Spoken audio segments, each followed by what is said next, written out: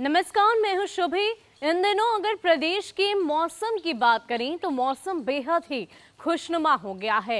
हालांकि आईएमडी की ओर से लगातार इस बात की चेतावनी दी जा रही है कि आप घर से बाहर ना निकलें, क्योंकि बिहार के अलग अलग जिलों के लिए अलर्ट भी जारी किया गया, येलो अलर्ट जारी किया गया और इसका असर भी देखने को बीते दिनों मिला है। लेकिन इन सब के बीच अब आईएमडी की माने तो उनका कहना है कि 15 मई तक प्री मॉनसून की सक्रियता गतिविधियां यूं ही बनी रहेगी और इतना ही नहीं, तापमान में और भी ज्यादा गिरावट दर्ज की जाएगी। साथ ही साथ आपको बताते चलें कि मौसम वैज्ञानिकों का कहना है कि हवा की रफ्तार में भी और ज्यादा बढ़ोतरी देखने को मिलेगी। अभी अगर फिलहाल तापमान की बात करें तो 30 डिग्री सेल्सियस से नीचे तक तापमान जाने की संभावना जताई जा रही है। और इतना ही नहीं, राजधानी पटना का मौसम यूं ही खुशनुमा बना रहेगा, इस बात की जानकारी आईएमडी की तरफ से दी जा रही है। इसके अलावा आईएमडी ने बिहार के अलग अलग जिलों को लेकर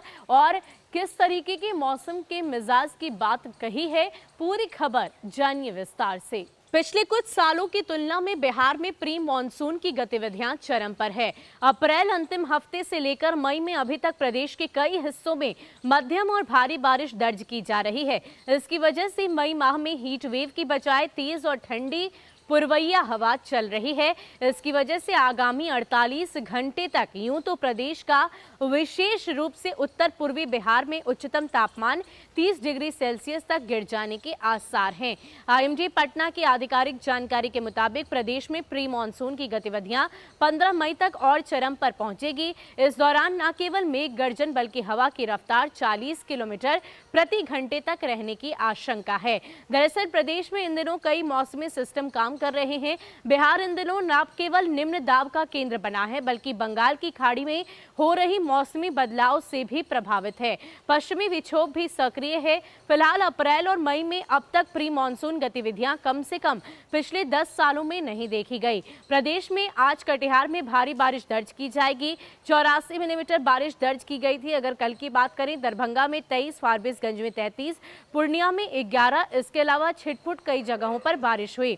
राज्य की शहरी निकायों में मानसून पूर्व जलजमाव नहीं होने की तैयारी को लेकर काम पूरे करने की समय सीमा समाप्त हो गई है। नगर विकास एवं आवास विभाग की ओर से 30 अप्रैल तक काम पूरा करने का निर्देश दिया गया था, जिसे विभाग ने बाद में बढ़ाकर 10 अप्रैल तक समय निकायों को दिया था, ताकि अच्छे से नाला उड़ाही, मैनहोल व कैचपीट की सफाई के साथ कच्चे नालों आदि का निर्माण किया जा सके।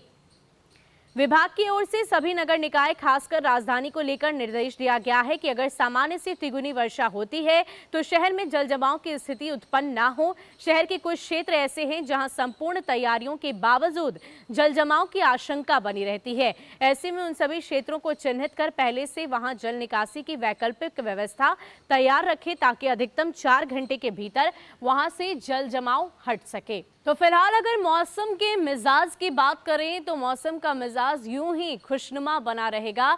साथ ही साथ मौसम वैज्ञानिकों की माने तो हवा की रफ्तार में और भी ज़्यादा बढ़ोतरी देखने को मिलेगी, यानी कि 40 किलोमीटर प्रति घंटे की रफ्तार से हवा बहेगी।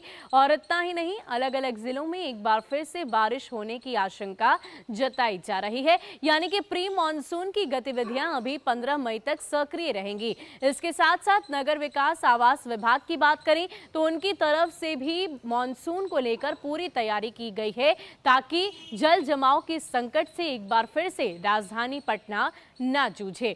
फिलहाल के लिए इतना ही, हमें दीजिए इजाजत। नमस्कार।